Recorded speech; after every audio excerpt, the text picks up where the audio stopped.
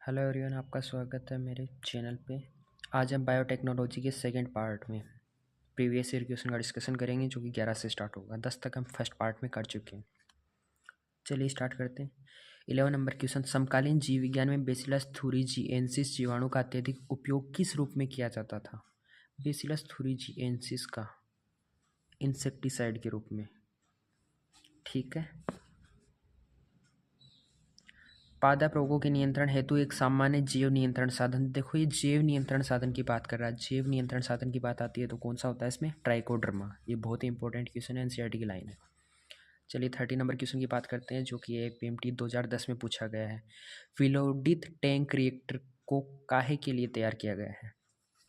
देखिए, विलोडित टैंक जैव रिएक्टर जो होता है, उसको संपूर्ण प्रक्रिया में ऑक्सीजन की उपलब्धता को सुनिश्चित करने के लिए तैयार किया गया है।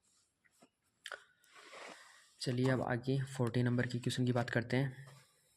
तो चलिए 40 नंबर क्वेश्चन में क्या आता है? उच्चतर जीवधारियों के भीतर जीन की क्लोनिंग के लिए वेक्टर या भाग के रूप में निम्नलिखित में से किस एक का उपयोग किया जाता है?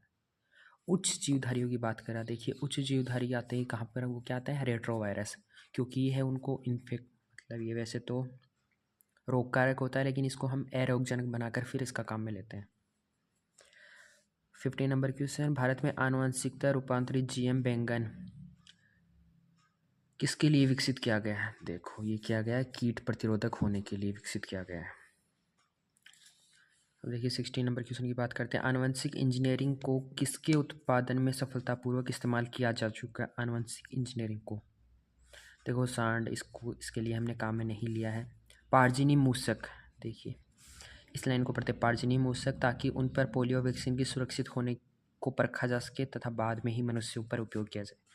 देखो, हमने पारजीनी मूसक यानी कि चूहे बनाए हैं। पोलियो का जो वैक्सीन होता है वह सबसे पहले चूहों के ऊपर टेस्टिंग किया जाता है, इन पारजीनी चूहों पर, क्योंकि जेनेटिक इंजीनियरिंग से क्या किए जाते हैं? आनुवंशिकता रूपांतरित जीव होते हैं चूहे, नॉर्मल चूहों पे नहीं करते हैं। उसके बाद में हम बंदर पे करते हैं इन वैक्सीन का यूज, और उसके बाद में मनुष्य के ऊपर उपयोग में लाया जाता है। सीधा मनुष्य के लिए कोई भी वैक्सीन नहीं बनाई जाती।